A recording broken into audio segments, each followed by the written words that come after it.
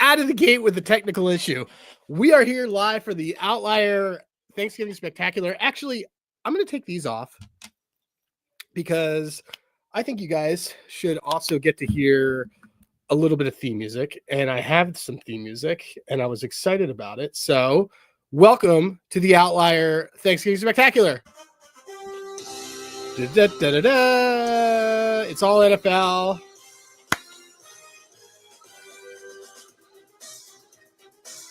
That's right. We are here. Yes. Shout out Kobe Dan. That is all I can do with my Spotify. All right, we are going to go through all three games. I got my guy Al.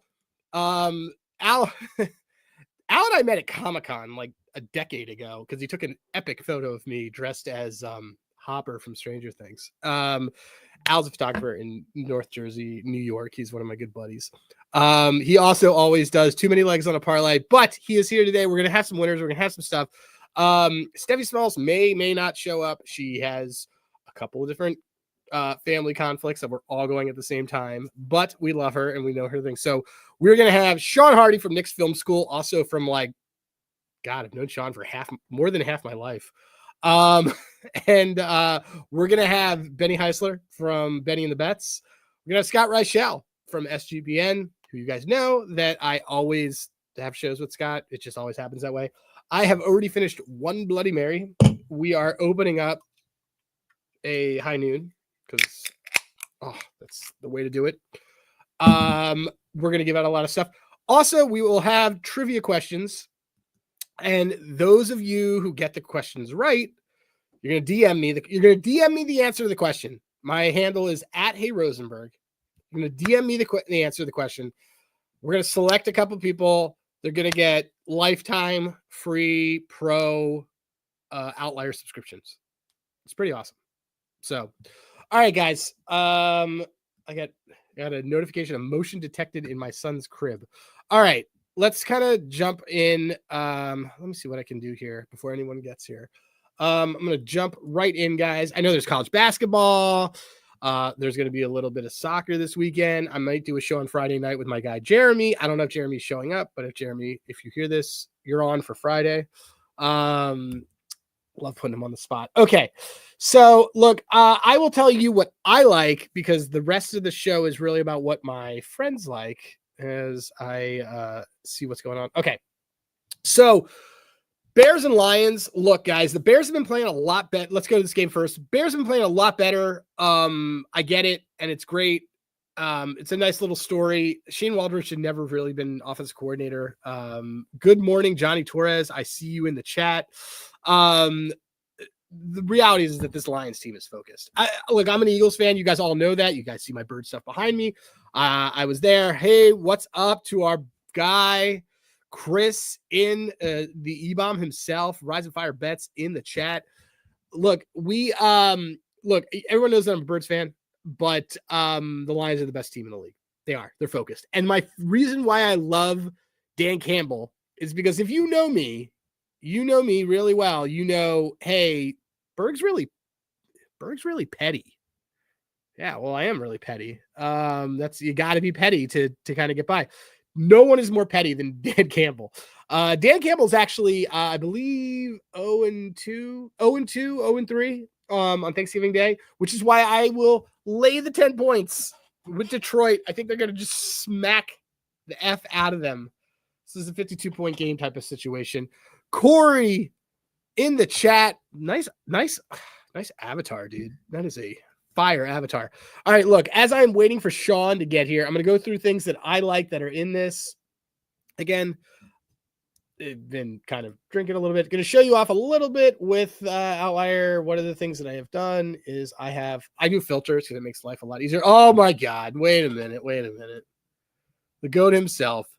Tequila, but with a turkey baster is right. So first of all, Mark Drumheller is one of my best friends. And we don't get to talk to each other all the time as much anymore because I have toddlers and he doesn't. But look, he's giving me Bears 10.5. It's fine. I get it. Look, I just think there's going to be points. I also just think Dan Campbell just kind of buries his team. If you really want to play that I love on this in terms of sides or totals, I'm not laying 10 with the Lions. I would definitely take the over. So, and we got my guy VGG here, who's constantly running great streams. Turkey football is what we were talking about. So look, couple things that I do like today. Let's go on this Bears and Lions game. It was right at the top of this, but I like Sam Laporta. I like Sam Laporta to have a longest reception. Sam Laporta has been kind of banged up all over the place. By the way, I want to make sure that everyone knows this. Follow Mark. He's never going to see your tweets because he's over Twitter and he's smarter than a lot of us. But just follow him. He's over there at Matthew Berry Fantasy Life. Matthew Berry, Syracuse alum, just like me. He is killing it on USC. He kills it on college. Kills it on everything else. He's also just one of my favorite humans. So anyway, look, first thing that I love in this game, I do love Sam Laporta over the longest. He's obviously been hitting this consistently. He actually hits it way more than he hits his receiving yards. Bears have not been great in the middle at tight ends. And also keep in mind that the Lions are just an explosive team pinata. It's great. So I took that. I saw Mark calling out like Odunze. I love Rome today. Look, people are going to tell you a lot of different things about who's the number one receiver on this team, but Rome's got the usage. That's the guy who we want. Look at this VGG. 2 orange men is 1 proverbial building. I love that. Agreed. I give respect to Mark, to Adam and Mark Drumhauer. Thanks, VGG. Yeah, dude, I love Rome today. Rome is, I like his over receiving. I took him, I took him for 50 yards. I think he's just going to go blow past this. One of the reasons why I like it, let me show you this. You see where he has his big games. Okay. 112 yards in Indianapolis, 104 yards in Arizona. What do those 2 places have in common? They are a fucking dome, guys. A fucking dome. All right. Inside, Rome to the moon. I love it. That's one of them that is absolutely on there. Let me just kind of and it's plus money. So you guys can have fun with that. It is. So VGG talking about Syracuse being one of the best journalism schools in America. It is. And I quit. I was actually an environmental engineer there. I was in Newhouse for a week. Rome and I both like the dome.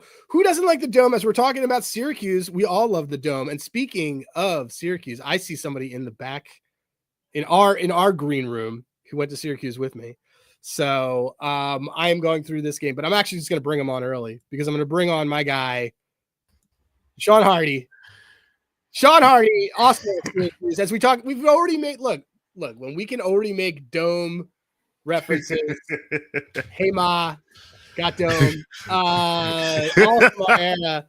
It's I think that it's good, especially since we're able to do this before noon. Yes.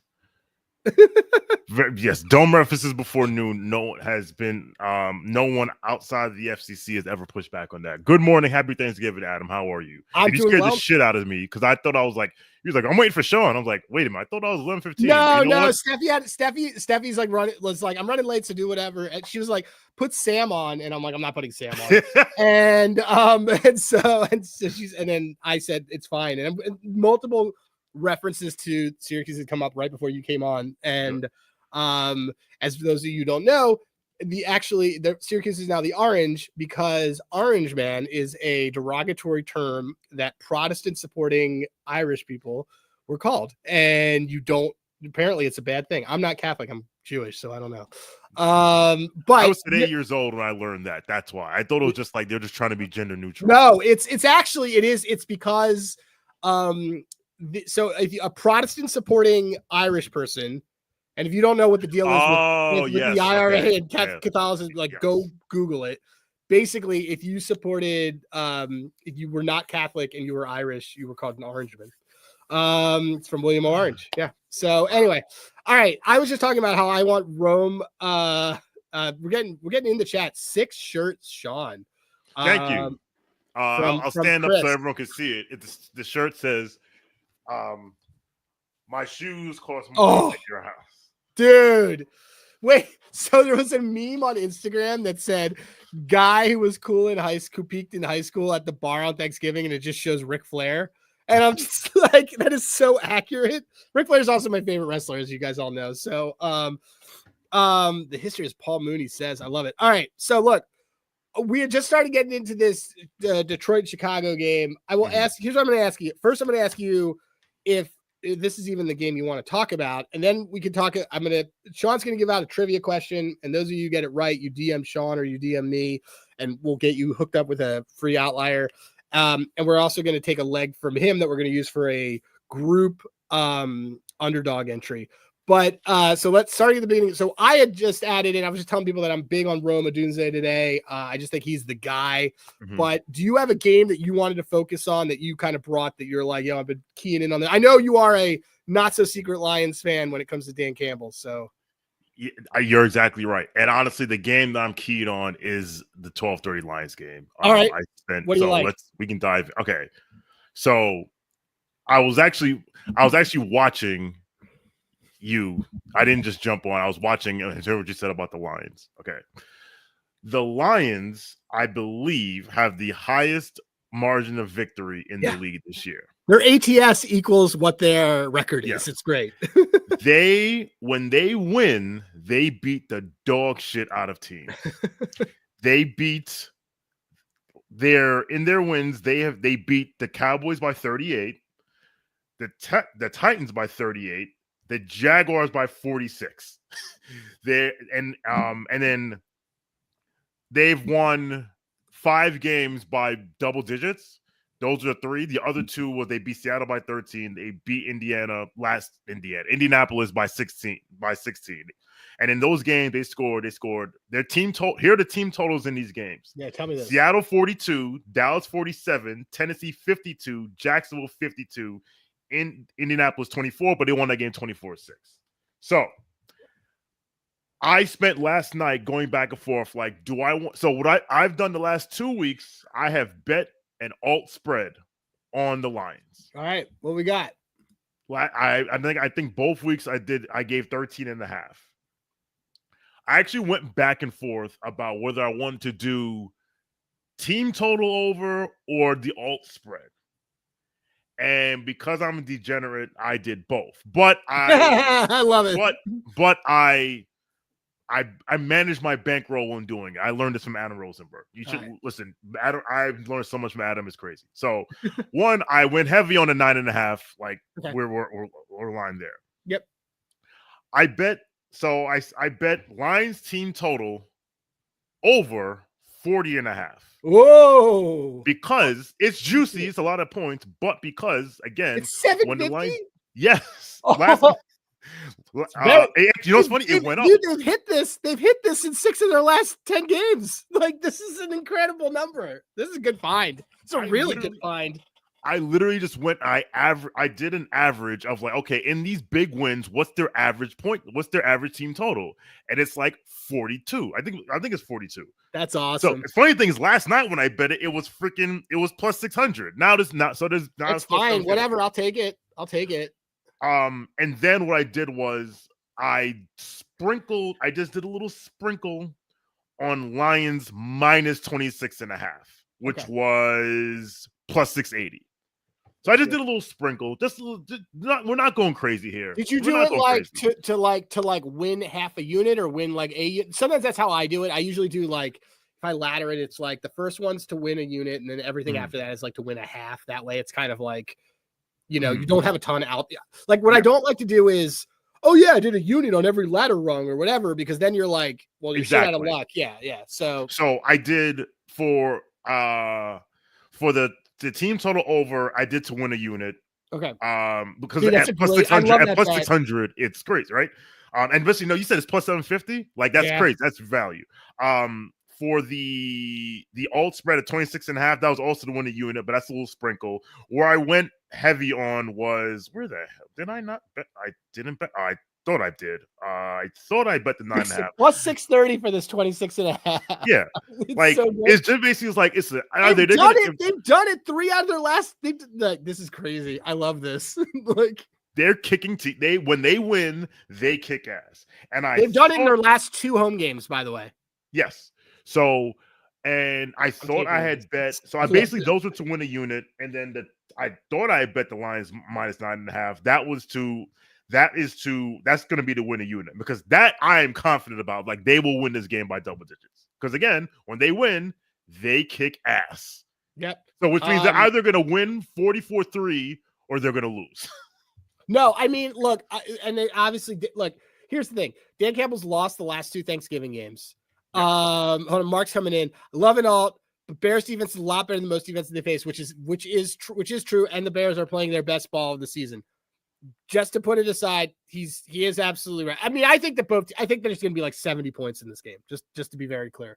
But my thing with Dan Campbell is that this uncappable thing is that Dan Campbell, I guarantee, looks at Football Reference or whatever and says, "Oh yeah, I lost both those in the game, so I'm going to run up the score on this one and do whatever." I love how petty Dan Campbell is, because he just makes me feel like if I was a coach, things that I would do to another team.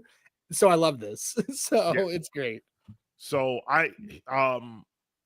and I heard what you said earlier. Like, yes, he's petty. Like, I realized how petty he was during that Cowboys game when he ran it up. He ran it up on them. You're like, Dan Campbell hates the Cowboys. The other reason why I'm confident in a Lions blowout is because Dan Campbell. Hold on, Mark coming in. Dan Campbell is a man of the people. He will go for it on 4th down, up 28. It's like playing someone in Madden. Absolutely. The other thing is, I believe that our friend Caleb Williams is going to throw the Lions the ball a bit today. Okay. So what we got? Where the hell is this? You know what? I had this right here. Okay. So I mean, I bet Mr. Williams to throw a pick, which was -114. That's really good price. He hasn't done it a ton. So yeah. But actually, wait a minute. I believe since they got rid of Shane Waldron, he has definitely been better. Shout out to Mark on that. He hasn't thrown one since the Jags game. Okay. So he hasn't thrown one in a month. He's been good. But I mean, Detroit's been picking them off. So it's good. I mean, yeah. So I believe, I threw a little something on that. And then, but that's, so I believe my cap on this game is basically, if they win big. So take advantage of the value. To your point, 0-2, Dan Camp's 0-2 in Thanksgiving. This last year, they should have won that game, and they blew it. They absolutely blew it. Not blew it, but they just underperformed that. They just underperformed that game. So those are that's what I like for this. And the last thing I like is I threw a little change, just a little. I threw to win a quarter unit on Goff over completions, over 21.5 completions. This one I actually went back and forth on, because I looked at the Bears completions allowed, and there are games where they don't allow a ton of completions, but on those games, the other team runs the ball down their throat. So, like, for example, against Arizona, Kyle was 13 of 20, but that's because they ran the ball for 214 yards. Yeah. It's really it's even money. It's basically even money. They can think, so they'll run, they'll set up play action. And one thing about the Lions and Dan Campbell is that they're an explosive offense, but they're not like the greatest show on turf. They're not like throwing bombs. They're like, we're going to run the ball down your throat. We're going to dink and dunk. We're going to take what the defense gives us, and we're going to matriculate the ball down the field, and we score. That's what it is. They score. Like, they get the ball down, they move the ball downfield, and they score. So that is my cap of this game. I love this game. But again, I've bet alts, and Mark is right. Like, Jacksonville and Indianapolis are not the Bears, but the space between those teams isn't as big as I'd like to think. It's Mark's right. The problem is that this Lions team just hasn't cared. what any of us think all year. Like, honestly, last week should have been a letdown spot. And the reality is that, like, I'm like, I am heavy on the Colts. I'm going to do this because you're going to run it because they don't have anal zone or whatever his name is. Anzalone. I know this is his name. But we all call him anal zone. Anal zone being out, I think, is a big deal. I thought that they didn't have it in the middle. Like, cool, run Jonathan Taylor. What happens? Jonathan Taylor gets hurt, and then the whole game falls apart because they're not able to run it up the gut. I do expect them to, honestly, if I'm the Bears, I'm running it consistently. You run it a lot to keep Goff off the field. But the reality situation is that the Lions score with just ruthless efficiency across the board. Yes. That is, it's going. You tell me, man. Like, I've tried to fade this Lions team multiple times this season, and it hasn't worked. So I'm not stopping on the most public game of the year. And also, just like, keep in mind, guys, the way that it generally works. I mean, this is all more a little bit like tinfoil hat conspiracy theory bullshit. But if you're like, how do the 3 NFL games work on Thanksgiving? Generally, the public wins the first 2 games. So, like, big faves win on Thanksgiving. They big faves win and cover. That's very consistent.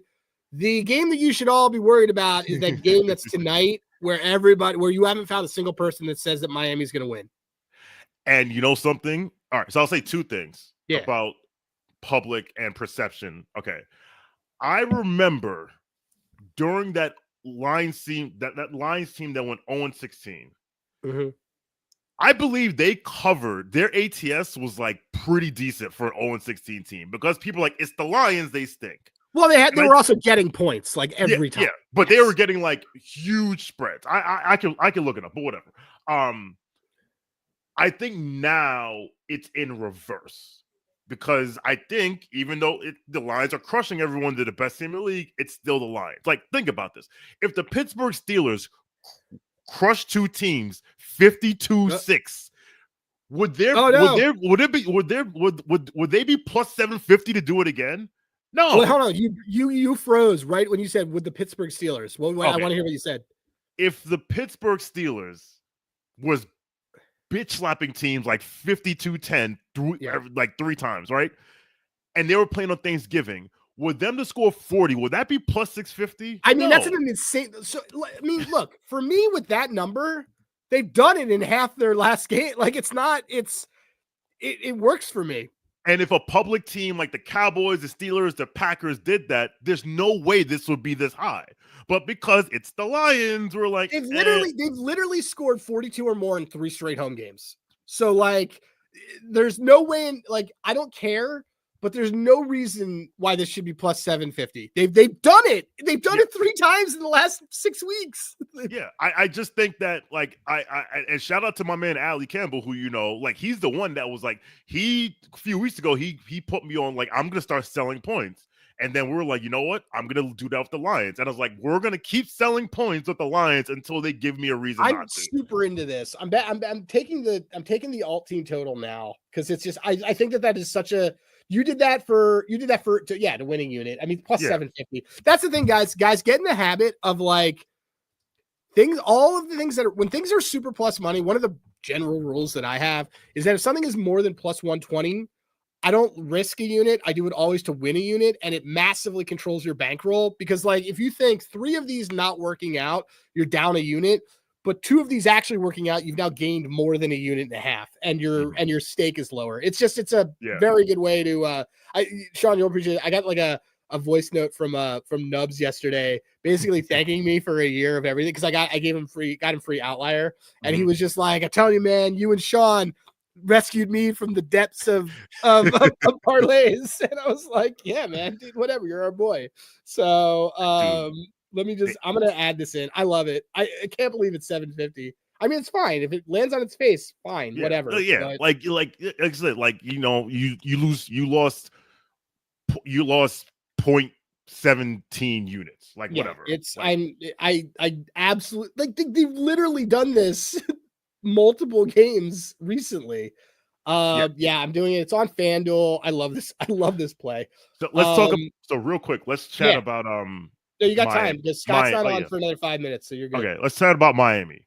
Okay, so I was one of the sheep that was all in on, it's Miami going to Green Bay, cold weather, 2 in cold weather, warm weather team, yada yada yada yada yada. I was all in on that. And then I just thought about it, and then okay, shout out to, and I'm gonna confirm this, but if this is true, shout out to oh man, damn it. Okay. Shout out to Mike Lombardi. Okay. If Oh this boy. is true. All right. Where are we going? Because what I heard is that, and I'm trying to confirm this, that Robert Saleh is helping out the is been doing something. He's been He's an offensive consultant for the Packers because he's been, with the idea being he's telling them, hey, here's how you react to this defense. By the way, just so that everybody knows, that team total is I don't know how you found it because they took it off the board.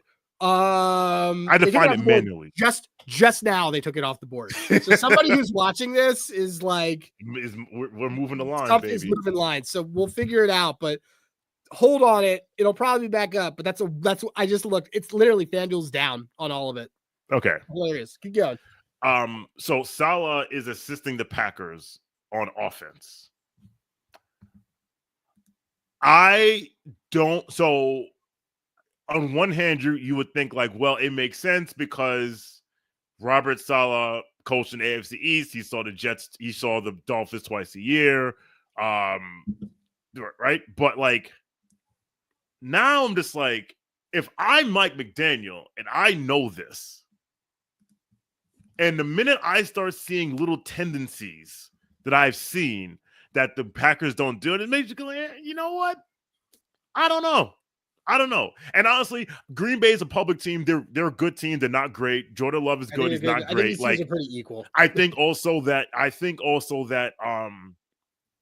the Packers crushing the Niners without Brock Purdy, who are banged the fuck up, has just elevated things because people think it's the Niners are the same Niners. Meanwhile, the Niners are 5-6. So I may stay away. I'm probably going to stay away from this game. But if I had to bet aside, I would take the 3.5.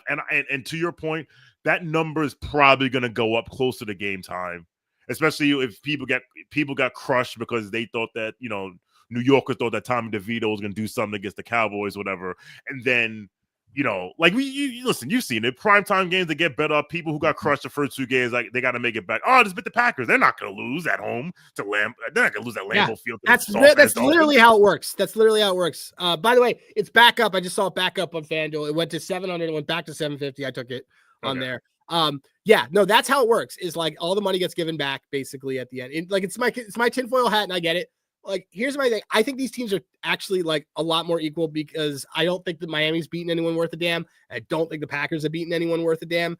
And I think both quarterbacks are going to throw turnovers. And I think that everyone's forgetting the fact that Tua still went to Baltimore on New Year's Eve and threw for 350 yards. So if you want to talk about comparable weather, this is not the KC game where it was under 0 degrees and he was in a wetsuit. It's going to be probably like 39 degrees, 40. It's not going to be that bad. But he threw for almost 350 yards in Baltimore. Yeah, in December. It was like the December the Chiefs game when it was like -4. That's one thing. Go ahead. So here's what I want to get from you though. If you have a play for the Miami game, I'll take that. I need a trivia question from you for our audience that people you can DM Sean or you can DM me if you, and we'll get you hooked up. And also I want to make an underdog parlay leg thing. Mm-hmm. So if there's a thing that you really liked, it can be your leg on this group underdog parlay that I'm going to put together. So First things first, you have a play on this Miami Green Bay game that you like? Honestly, I'm going to go Miami 3.5. Yeah. I like that play. So there you go. Miami 3.5. Okay. Because I wouldn't surprise me if they won the game outright. Okay. Underdog leg on the parlay. I would can we do the golf over completions? Yeah, it's on there. Yeah, sure, it's on there. Do that. I'll look it up right now. It's probably, let's see. Oops, what are we doing here? We have golf. You want over completions, right? Yes. All right, so let me just see. It is passing completions. Yeah, dude. It's also It's also EV on Yeah. Underdog. So, okay, Goff over 21.5 completions. All right, cool. We got it. All right, and now your trivia question. Trivia question. Okay. There's only today's Thanksgiving. You know, we watch the Cowboys every year, watch the Lions every year, rotating cast of characters, whatever. Then they added this third game, the money grab at night, whatever. One team has never played on Thanksgiving. Who is that? In the team? NFL. In the NFL. Yes, in the NFL. Yeah. One team has never played on Thanksgiving. Ooh. Okay. So, guys, if you know the answer to this, we will don't leave it in the chats. Don't put it in the chat. Don't put it in the chat. I will neither confirm nor deny. Confirm nor deny if it's in the chat. You guys are missing the point. DM Sean at Sean_W. Don't DM Sean, me on sorry, wait, hold on. Yeah, what is it? Okay, it's on the Bird app. It's Sean for W_. Yeah. Which I'm weaning myself off of. But for today, I will check on the Red app. On the Red app, it's on the Lib app. What is it? Yes, on the Lib app, there's no underscore. It's just Sean for W. All right, Sean with a W. DM him what you think the answer is. He will tell me, and we will figure it out. Or I'm DM sure me. Someone has already guessed this by now. It's fine. It's fine. We'll figure it out. I think it's a great question. All right, Sean. I got Scott in the back. Yes, sir. Being a jerk. As we like to tell him. Actually, I'm gonna bring him in right now. Hold on. Scott, are you up? You back there being a jerk? Not really. I could be. All right. I could ramp it up a bit if you want me to. No. Sean, tell everybody where they can find you. All right. So again, on the Red app, that is Sean for W_. On LibSky, it is Sean for W, no underscore. I'm part of Nick's Film School at Nick Film School SKOOL. I do Casual Fridays about once a month. I do study. We do a Twitter space every weekend called KFS Study Hall. It's either Saturday or Sunday. You can follow me and you follow Knicks Film School, and we just talk about the Knicks. If you don't like the Knicks, you should follow it anyway because everyone loves the New York Knicks because you either love us or love to talk about us. So that's where you could find me. And Adam, don't roll your eyes because your Knicks team is are everybody's little brother. This is great. Your team is 4-15. Go away. I don't even think we have 4 wins. We don't have 4 wins. Okay, that's a compliment that they have 4 wins. You're overshooting a little bit. We can talk about it another time, but Maxey had such great spin on how bad they've been. They'd be like, "Yeah, we took them to overtime. It was great." Like, oh wow, dude. That's where we're at now. Adam texted me yesterday, going, "Sixers covered." I'm like, "You wish. You wish they covered the spread." Dude. All right, cool. Sean, thanks for coming by, man. No problem. Y'all have a good one. Happy Thanksgiving. All right. Scott, you're always here. We talked about these games 2 days ago in a private Zoom. Now we're doing it again. I know we did. I know. All right. So here's what I want to get from you. What's your favorite play of the plays that we have talked about and stuff like that? Give me 2 that are your favorite. We'll dive right in. But a lot of the lines already moved. So one play that I didn't like that did not move was actually the race to 30 points neither in the Dolphins and Packers. It actually went against us, but I still love it. I still like it. I mean, you're looking at what should be some potential snow in the game. You're looking at some wind. You're looking at wind gusts about 20 plus for the entire game, which should result in maybe a few, or I'd say less deep shots throughout the entire game. Probably. Both defenses, though, were pretty good. I mean, Miami, I will admit, hasn't exactly played great competition lately. They held the Rams in check. They didn't give up a touchdown in that game. Packers defense has been fine. I mean, you can't really factor in the game from last week because the Niners could have had us back there at quarterback, and it was basically the same thing. But the point is, the Packers defense has been great at home this season. Dolphins defense has been solid as well. I see a lower scoring game there. I think 47.5 feels a bit high to me, but if you want to play it safe, I don't mind the race to 30 points neither. Each team get to the mid-20s, you still get there. There is a path where the game goes over, and you still win the prop if you end up getting like 27-24, 28-21, stuff like that. But I don't see either team getting to 30. I think that's a pretty high total for a cold November game in a Lambeau. It's going to be at 20 night. degrees or so at night. I see a lower scoring game, so I'll go with the race to 30 points neither. I got -120 on BetMGM. Yep, I love it. I'm in the same boat as you. I overpaid for it, but it's going to CLV. Anti-CLV is not going to matter when it hits. So it doesn't. So what is another? What is a prop that you like within any of the games? So starting off with the Lions game that does start off in about an hour. I know we were pretty big fans of Laporta for the longest catch, for his longest reception over. I don't mind that. The Bears defensively against tight ends have not been great lately, so them get torched by Hawkinson last week. Thought about Caleb Williams' actual attempts. I didn't mind his over on that. I know we both think the Lions are going to win. I'm sure everybody thinks the Lions are going to win. But Caleb has been attempting a lot of passes lately, and I do think the Lions can shut down this ground game. They've been good against the run this season. But the passing defense has been, let's just say, a bit shaky at times. The game script should be good, though. Caleb might once again do some stat padding late in garbage time. Couple ways to get there. But I don't mind the attempts over in this matchup. I preferred it at 33.5. Now it's 34.5. But I do think Caleb, if we're expecting the Lions to win, they should be playing catch up from behind. He's over it in three of the 4 games on the road too. Yeah, so I think you're looking at what should be, and it wasn't even close, by the way. You scroll down to those numbers, and he's crossed over 40 in those. Yeah, so 40. It's in the 40s. I think Caleb attempts should be worth a look there. If you want to go for completions, maybe that too, but I'll go for the attempts, assuming Caleb doesn't hold on to the ball for 15 seconds and he gets sacked. So I don't mind Caleb going over his attempts in this game. Whoop, sorry about that. I just moved the thing, and I was like, why did this do that? There you go. Sorry, someone was asking for Sean's handle, Sean with W _ someone was leaving that in there. Okay, so I like that. It sounds like another one that we're adding to our card. I think that's good. Okay, first of all, do you have a trivia question for people? Does that have to be Thanksgiving related, or can it be anything? Well, it's ideally supposed to be football related. No, it's football related. It's just not Thanksgiving related. No, it doesn't have to be Thanksgiving related. No. Yeah, I have a question. I mean, it's going to be pretty easy. I would say that it's probably easier than the question that we just heard from Sean. But it's a question. It's Thanksgiving. I'll be generous to people. So my question is going to be simple. Brett Favre, who caught his first ever NFL completion? Wow. All right. Everyone, give out what your handle is, because people can DM Scott or me and tell the answer, and we're going to select folks that'll get free Outlier. So it's completion. It's at Reichel Radio, REICHEL Radio.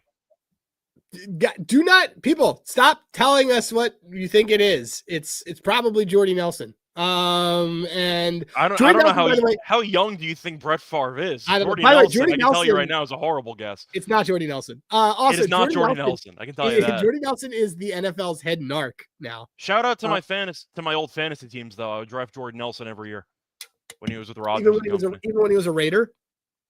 Okay, that's pushing it. Yeah, okay, fair enough. Fair enough. Okay. Fair enough. Okay, so all right. And then what is a leg that you want to add for our group underdog parlay? For the group underdog parlay, I kind of want to get D-Gen on this one. Do they have longest rush lowers on underdog? I mean, you could go under, yeah. Can we go with Jacobs? Jacobs the longest rush lower? Let's get really D-Gen with this. This is one we also already have too, so I like that. Let's see, longest rush over. Let's go for the longest rush under. Yeah, it's there. It's a -120, but it counts. Yeah, we got it. We already have this in pocket too. Like I like this, but you want to talk it's such a random play that I feel like we were definitely onto something there. But Dolphins really good against the run. I feel like they don't get talked about enough for how good the run defense actually is. Nope, they've been outstanding. All right, cool. We have he also just like mostly goes under this. So we have like the Laporte of the longest that we both like. There's Rome. There was a really good D-Gen play of the Lions over 41.5 that Sean gave out. That's plus 750. Dude, they've done it in their 3 of their last 4 home games. So like it's anyway. Well, to be fair, do you count the Titans and Jaguars as actual teams, or do you count the Bears as an actual team? I think they're a more actual team than the Titans and the Jag. Well, Titans won last week actually, so I'll be nice. Yeah, I'll be nice to the Titans. They won last week, so they went fair enough. Houston. All right, cool. So, folks, now Scott, tell everybody where they can find you so they can tell you answers to this outstanding trivia question that you've given. Yes, you can find me on Twitter at Reichel Radio, REICHEL Radio. Cool. All right. It has nothing to do with Thanksgiving, by the way. It's just a trivia question, so just enjoy. Is there any other plays that you liked? I mean, you and I did a whole bunch of stuff on our side that we've given out across shows this week. I mean, I know we liked Wandell, but I know that line's moved. So. That line's crazy moved. I know. We put it out on Tuesday night. We're like 4.5 receptions for him is plus 125. This is wrong. and because he's just the under guy. And now Drew Lock is starting, which we figured. And they're gonna kind of get their best case. Nobody has come up with a ton of plays for this. Everyone's had Lions plays and do this, but I'll do that. We also had that Raiders game on Friday. You and I liked AOC under attempts. Attempts. There's that 36.5. I mean, the Raiders have been throwing a bit more, but that's with Minshew. With O'Connell, this first game back in about a month and a half, maybe 2 months. I mean, I thought Ritter actually looked okay last week. Is there a chance that O'Connell gets pulled if, he's not looking too great? Maybe. It's possible. But it's his first game back. I don't expect him to throw it 40 times. I think 36.5 is pretty high for the attempts. All right. All right, Scott. I was going to say, did you want to dig on like the Cowboys-Giants game to try to find some plays or something? I mean, we could do a little bit here. We could look at a little bit on this. I don't mind that. While we're waiting for Ben. I don't mind that, Gore. He's saying 8 and 2 interceptions. I don't mind that because I don't mind that either. I think he's an atrocious quarterback, but yeah, he could be in trouble for this game. So okay, for this Giants game, I mean, you and I took the Dowdle over receiving yards, which I love. Yeah. I like the over on this game. Okay. I mean, it is very low for a dome game, to be fair. And the Cowboys' defense has been really bad. It's low for a dome game, and also Drew Lock is a arguably competent quarterback. Okay. I think there are definitely worse backups out there than there are worse backups, but I think DeVito's terrible. There's a lot of steam on Turpin. Turpin's yardage is only 5.5.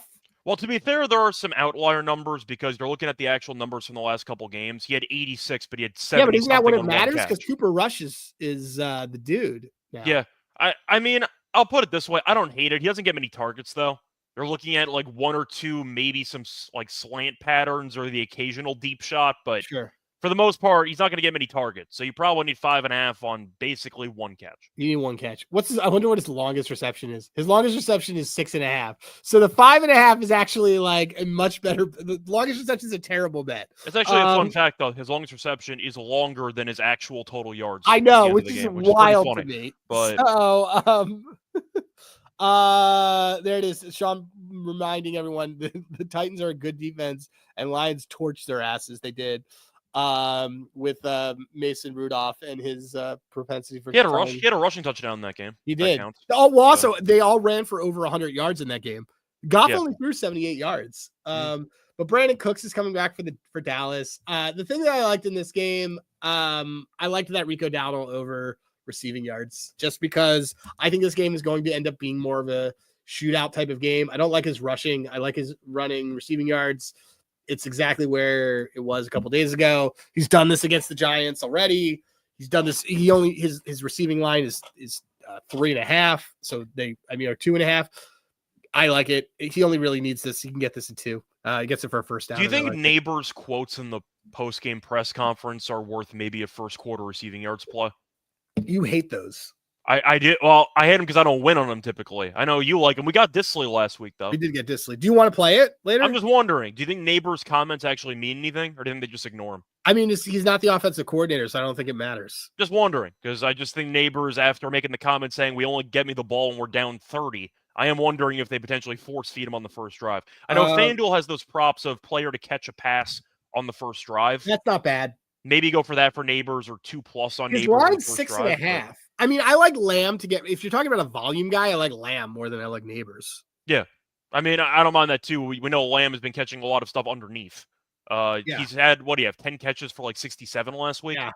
So, I mean, why is he complaining? He's had 60 in 4 straight games. He's complaining because they get him the ball when the game's already over. They don't get him the ball early. Guess what? I got news for you, buddy. You're on the New York Giants. The game's that's kind of how it goes. Plus, your team kind of wants the game to be over early because you want to get a better draft pick. But I see Lavon, by the way, mentioning Schoonmaker yards. I know Ferguson's out. He's been good lately. The Giants, though, have actually been great against tight ends this season for some reason. I don't know why, but they're really good against tight ends. So if you want to go for Schoonmaker, I can understand it because the usage could be there. But the Giants are randomly really good against tight ends. Let me see. Just going to throw that out there. These are really high numbers for a guy who doesn't play. Well, to be fair, he was a backup, and now he's starting because Ferguson's out. So he's been getting more usage. Ferguson's out for 2 weeks. Oh, my God. Yeah, 56. That's what I'm saying. But the Giants are really good against tight ends. So You can even filter that with receiving Giants yards are defense. excellent against They're tight great ends. against You're right. tight ends. I don't know why, but they are. So Yeah. So, yeah, dude. No, this looks good. Also, I realized I just looked at I was like, why didn't I get a text from Scott? And it's because we text so much that my computer assumed that it was spam and muted you. I mean, I just texted you saying I was on my way. Yeah, so that's it didn't fine. really matter. All right. Well, look, you let me know if we're gonna add more to our card. We have a ton that's already on our card, but we're good. We have your underdog play. We have your quiz question as Brett Favre first completion. Wait, hold on. What was your underdog play again? It was the Jacobs longest rush lower on 15.5. Longest. We're going to get weird with it. Under. No, I like it. It's DGen. I have to figure out. I think mine's just going to be. That's the key word, though. It's DGen. That's what we're going for. I think mine's going to be Amon-Ra St. Brown touchdown. Okay. I'm just going to make it easy for everybody. All right. Cool. All right, Scott. I will talk to you in 15 minutes because I always talk to you. Yep. Sounds good. I'll see you. All right. Later. Peace. All right, guys. So we're kind of going through, waiting for Ben, who's going to take up the rear here. I really love that play from Sean. I like that play from Sean of the over 42 is effing outstanding. It's just such a fun one. Lee pointing out that in his pre-draft interview with the Giants, he told him he gets pissed he doesn't get the ball early, and Dable says he loves it. I gotta look at this. Let's see. Is that something that I want to have in here? Or let me just kind of look as I'm waiting for Benny to get over here. What do we got? DGen chatter. There's this. Oh, there. Okay. So, I mean, wow. Malik Neighbors anytime touchdowns plus 240. I think we want that, guys. I think we really definitely want that. Over 40 and a half.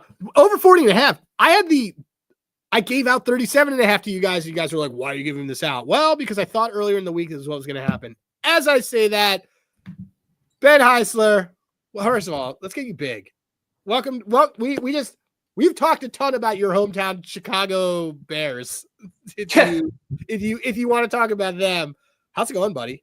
What's up, Adam? What's Great going to on? see you, man. I'm glad to be a part of the show today. Happy Thanksgiving. Happy Thanksgiving spectacular. You are the closing act on this Thanksgiving spectacular. This is good. I wore my CHGO Meatball Island. Oh, I like it. I like sweater, it. Just to bring the full shenanigans in order. It's a weird Thanksgiving slate. I don't know if that's sort of how you define these different three games. We had a trivia question that's about who has not played on Thanksgiving. That was the question. So I hope that's not, if that's yours, then that's whatever. But so it's interesting you say we have an interesting slate because we had a really good trivia question that was who's the only team that has not played on Thanksgiving. See, this is one that I actually don't know. Yeah. There you go. And so it was like the hint of it that trend. No hints. He didn't give any hints. He just said, here's the deal. Who's the team that hasn't played? Sean did it. Sean said, who's the team that hasn't played on Thanksgiving? And then people in the chat went apeshit and their heads exploded. It was just great. So, but look, we've talked a ton about the Bears, but the floor is yours. What game do you want to go to? Well, I want to hear about a couple plays that you like. We'll come up with a leg for our underdog group parlay. Right now has Goff over 21 and a half completions and Jacobs under longest rush. And then we'll get your trivia question and people will get free outliers. So what game do you want to go to? Tell us. Might as well start with the Bears and the Lions because the line has moved and we're starting to see a little bit more pouring on for the Bears, not just to move the line past that, that key number of 10. I've seen 9.5 at a few different spots. It's down to 9. There it is, 9.5 on DraftKings. Yeah. So it doesn't really add up to me because if you kind of look at the Lions collectively as a whole this year, when they have been massive favorites, that's almost been where you play them, right? Like think about the game from, a week or so ago. The line just kept moving and moving against Jacksonville and you thought, okay, this is the ideal spot. But the Bears are interesting because they are a team, Adam, that I think they can cover, but for anybody that's like, you know what, this is the week that the Bears finally end this losing streak. This is where the luck finally comes back on their side. But luck is one thing, But when you coach not to lose and you end up losing anyway, I don't know how you can have any sort of conviction with any sort of Chicago money line play. Like, is all of a sudden Matt Eberflus going to turn into some sort of evil genius and let the Lions go back to their losing ways? No, like there's been enough of a sample over the last 3 years. In one score games, he's arguably the worst professional football coach ever. Like they just fold, they crumble, and they don't get it done. So while we can look at the Bears and say they're a little bit healthier right now than Detroit. Caleb Williams is playing his best football of the season. Yeah, their last since they got rid of Shane Waldron, they're playing way better football. Yes, I like Rome in this game. I think Rome's the guy. I think Rome is more the guy than DJ Moore. Yeah, and I think if we start to look at he looks for him, Caleb looks for him, is what it feels like. He does, but I also think you've seen more of an emphasis to DJ Moore. Like they've used him more as that number one X receiver over the last jet few weeks. sweeping and doing a lot of stuff with that and like those kind of plays. Yes, absolutely. So from that standpoint, like if I'm going to go and look and see where the numbers currently lie, like DJ Moore, I mean it's actually a pretty wide number right now. Like FanDuel has him at over 52.5 yards. Well, ESPN's already moved that number up to 59.5 on the under. So there's a pretty wide discrepancy. You can try and middle it if you want. But that's a huge gap. That's actually a massive gap. Like we're just seeing like a lot of movement in real time here. And Odunze, I think based on what you're saying, like the target share is probably going to be the same. And I also think, to your point, Adam, one of the things about Odunze, why I can be bullish with his over today, is that Detroit's dealing with all sorts of issues in their secondary. They're dealing with a ton of injuries, and Caleb targets Rome much more so downfield. With DJ, it's kind of been set into those short screens, try to get him the ball in space, sort of like the way the Giants used to use Odell Beckham Jr. Yeah, it's really like similar. right off that slant play. So Moore might get a few more targets. Moore might end up with more receptions. But I think from a yardage play perspective, I can certainly get on board with Odunze going over 44.5 today. Yeah, I love it. I took him for 50. I just was like, let's just do it. Why not? Because also the 2 games he's played in domes, he's had over 100 yards. Ooh, that's a great find by you. Yeah. So the 2 games he's had, he's done it. It's the massive outlier games that he's had. 100-yard games at both dome games this year, Arizona and Indianapolis. Yes. So that might be a fun parlay piece. I like that. I like that a lot. So, all right. So what do you have? And by the way, like, it's really funny. Detroit has covered in their last 10.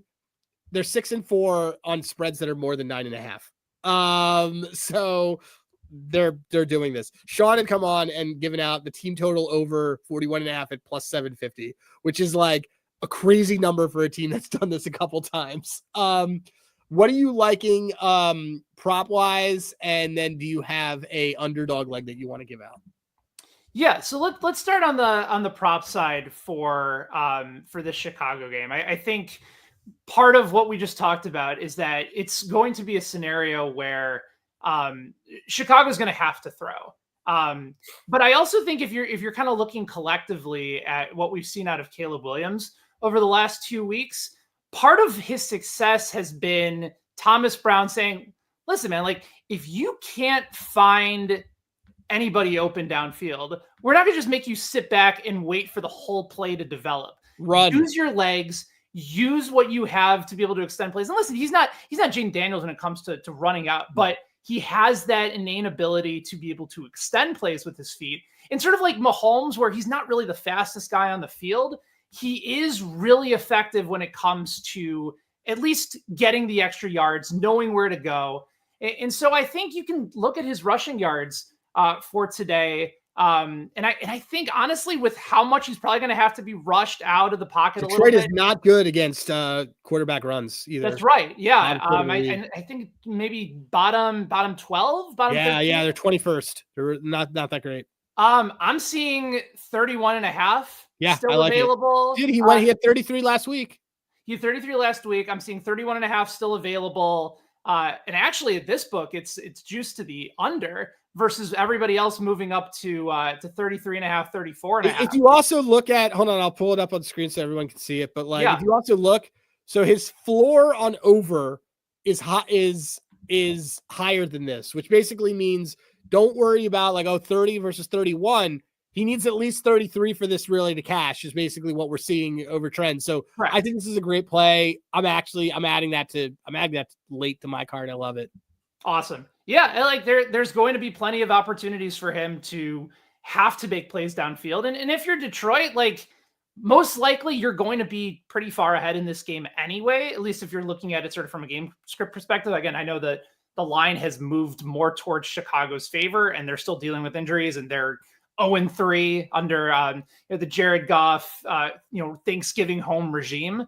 So there's a lot of folks that expect this game to be a little bit closer, but Caleb's comfortable doing this. And he's getting better at sliding. I know there was the whole thing on Hard Knocks about whether or not he knows how to do it or not. But I think this is a reasonable number and a number that you can still find value on. Sean coming in saying, I feel terrible for shitting all over the Bears now. Sorry, Ben. So. No, there has been no, first of all, Sean, they deserve every single ounce of shit that has been poured. It's like the Dave Matthews bus, like going over Chicago and just dumping all their shit into the Chicago River. Like, oh my God, I remember that. Yeah, no, isn't that a great way to bring up some fun Thanksgiving memories? No, they deserve all of it. And at least with Thomas Brown, there's, speaking from the perspective of a Bears fan, Adam, like, you know how like you go from a point in the season where you think like, they said they were going to be competitive. Okay, so I'll hold them to that standard. And then you find out that they're not competitive. So the only thing that matters now is that Caleb gets better every week. Yes. That you know that he's the guy that he's like, okay, I'm in the right place. There'll probably be a new head coach next year. Maybe it'll even be Thomas Brown if the development cycle continues to move forward. That's honestly all that really matters. And I just want the confidence there. And I want him to recognize just how great he can be because I still believe in that talent. Nope. Caleb Williams, I think, is extremely talented. Caleb Williams, the biggest problem that Caleb Williams has is that, and maybe this was probably, I think this was a Shane Waldron problem, was that Caleb Williams was trying to do college quarterback rollout plays that you cannot do because the linebackers are too fast in the NFL. He's stopped doing that over the last few weeks. Right. So it's very hard for me to say that it was not like a Shane Waldron problem, but Caleb, like, people are like, oh, Caleb Williams isn't a good rookie. Like, Caleb Williams is good. Caleb Williams is very good. He just like, Caleb Williams is also like needs good coaching because he's 21 years old. Right, exactly. And like, that was the other thing. He's like, oh, have the Bears made this colossal mistake from all the talking heads? No, like, Jaden Daniels is going to go into the season much more prepared than Caleb was. Always was. It's not a knock on Caleb. It's just the experience and the Cliff Kingsbury was his OC. It's very different. Right. Like, yep. Full on. So, all right. So so you like Caleb Williams rushing. Give me one other play and then we'll do an underdog play and then your trivia question. Okay. Let's go to the some of the later games here. Okay. What do you got? I'm willing to bet on the squeaky wheel game for Malik Neighbors. Okay. Like, I just think all the targets are going to be there for him and all of the opportunities will be like, they'll scheme him open. I'd rather lean on receptions. Okay. For Neighbors. So I'm seeing what it's currently at now, just so I can even money for 7. Even money for 7. And he had 9 a couple weeks ago, 7 a couple weeks ago. Like, he's done this. He's done this year. 10, 8, 12, 7, 9. He's done it in half the games this year. Yeah. And like, this is a dude, and maybe I'm walking a little bit down narrative street a little bit, but like, who else are you feeling confident in the Giants getting the ball to today on a consistent basis? Dallas maybe got a little bit of confidence back, but they're beatable. And for anybody who thinks, oh, wow, the game and the win last week against Washington, like, if we're talking about underdogs, I think the Giants are live here. And I know that there's folks that believe that they've quit on the season and everything is down and Dable's going to get canned and Shane's going to be, going to get fired as well. All of this might be true, but this is not a good Cowboys team. No. And I don't buy into all of a sudden Mike McCarthy has figured it out as a head coach. He's just been around for a long time and for a long time has been surrounded by good quarterbacks. I don't trust him in this type of scenario, short rest, back at home. They're going to deal with all the sun bullshit again. I think they're going to feed Neighbors, and I could see like a 10 for 112 type of day. Because they got to keep him happy, man. Like last week, trying to just phase him out of the offense doesn't make any sense to me. And they're going to try and get DeVito some passes in rhythm, assuming it's DeVito. Well, it's Lock. It's Drew Lock. I think it's even better. I think Drew Lock's even better for that. I completely agree. And if anything, now you have a chance to throw the deep ball Yeah. which Dallas has had I all agree. sorts of issues with Completely this year. agree. So maybe that helps on the receiving yard side. Maybe you can double up on them. But I do think he will see plenty of targets, and I trust Locke to get him the ball and get him the ball on time. Awesome. We have that. Is there an underdog leg that you want to add to our group underdog? We have right now. I did Amon-Ra St. Brown touchdown, Goff over 21.5 completions, Jacobs longest rush under. What do you got to add to this to be the fourth leg? See, those are all like really good underdog legs because they're not too wild. I think Cole Kmet gets into the end zone today. All right, let's do it. Let's have some fun, man. I like it. Dude, there's no Anzalone. I love that. I love that. I mean, middle of the field's open. Yeah, and if you're actually looking at who Caleb likes to target in the red zone, DJ scored a couple of touchdowns, but those have kind of been, again, sort of those quick slant type passes where, there's that play from a couple weeks ago that Braxton Jones, their left tackle, was blocking downfield. But they target Kmet almost as much as anybody, if not more, in the red zone. He's a big physical target. You mentioned that Anzalone's not out. Detroit's had some issues in stopping tight ends this year.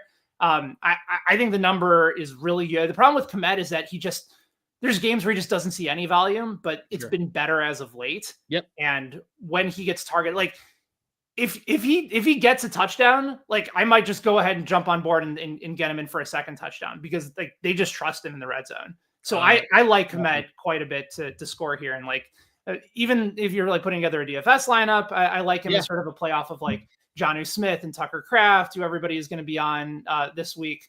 It just differentiates it up, but also a red zone target that I trust a lot. Dude, I mean, I'm going to put together this. I'm going to do this live.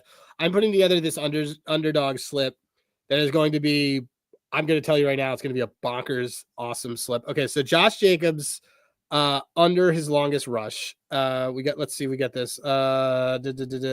Longest rush. I thought he had it. Yeah, I thought we had that in there. Well, I might have to have Scott give me another one. Scott's gonna have to. Oh no, there it is. Under that, and then we have Cole Kmet. It's 2.49 multiplier for him to have a touchdown, and then Amon-Ra St. Brown touchdown, and then Goff. This is an awesome slip. I can already tell you right now, this is like an awesome slip. Yeah. If just let's just say hypothetically, if we're like, okay, Kmet is maybe scaring some people off. I can't present. It's a 26. It's a 26 multiplier. Slip. Oh my god. Can I give a possible? Yeah. You want to do a safer one? Here, give me a safer one. Let me give you a backup. It's not really much of an underdog play. I guess you can move the yardage up a little bit. Khalif Raymond out, and the Bears, other than really Jalen Johnson and Tyreek Stevenson to a certain point, has been better. But Tim Patrick could have himself a nice day today. You know what? You're not the only person to tell me that. A lot of people really like Tim Patrick. So you like his? Do you like his receiving, or what do you like his longest? Well, the problem is that from a line perspective, I was thinking for longest reception because I'm seeing it at 13.5, but you're not getting in like an underdog. I mean, whatever, dude. We're just having fun with it. This is just to have fun with it. So what do you like? What's fun for it? Just have fun. Let's do longest reception. Okay. For Tim Patrick over 13.5 today. Okay, cool. I'm seeing 14.5 that it moved up, but I think I think it still works. So totally. Okay. Yeah, I think FanDuel will still offer. It's a 10 dime multiplier. So where watch if that scores like the first touchdown of the game, and then it'll be awesome. So no, I'm putting it in right now. Okay. I'm doing it on mine. Love it. And so if you follow me, you'll see it on. I will put this one out into. So it's Josh Jacobs lower under 15.5 for longest rush. Amon-Ra St. Brown touchdown. Jared Goff over 21.5 completions, and Tim Patrick longest completion over 14.5. It is I did 50 to win 300 to win 600. So it is a very nice juicy one. Ben, give us your trivia question and where people can find you, because so they can bombard you with DMs telling you if they got the answer right, and then if they do, they can get free Outlier. So tell us the question that you got. Okay. I'm going back into our nice little text chain just so I can pull it up and make sure that I don't screw up the question, because I came across this. And by the way, if it sounds like I'm trying to posture while I'm trying to find it, that's 100% true. Oh boy, where did it go? Here, I will search it. It was because I said trivia to you, and then you said, here we go. Here it is. Yeah, I Okay. have it. When was the last time? Yes. Okay. All right. So here's the trivia question. Again, you can find me at Benny Heiss. I'm on the Blue Skies. If you want to still do Twitter and X, you can find me there as well. Instagram as well. Just find me. It's Benny Heiss pretty much across the board. Also, make sure you guys are checking out the good people over at KCSN and Kansas City Sports Network, where I host a lot of my content. So it has been a long time, Adam, since the Detroit Lions and Dallas Cowboys not only went 2-0 straight up on Thanksgiving, but also 2-0 against the spread. So my trivia question for all you fine folks on the Outlier stream today is, when was the last time they both went 2-0 straight up and against the spread on Thanksgiving? And who did they play? So I need a year, and then I need the competition that Detroit and Dallas both beat and covered in that year. So that's the trivia question for you. Get yourself a night. That's an awesome prize, by the way. I think it's a lifetime. It's a lifetime one. It's awesome. My trivia question, I was waiting until you did this, because my trivia question was, who was the quarterback of the Detroit Lions in that 1994 game? Which Detroit Lions. Now you just gave away half the answer. Why? You said that.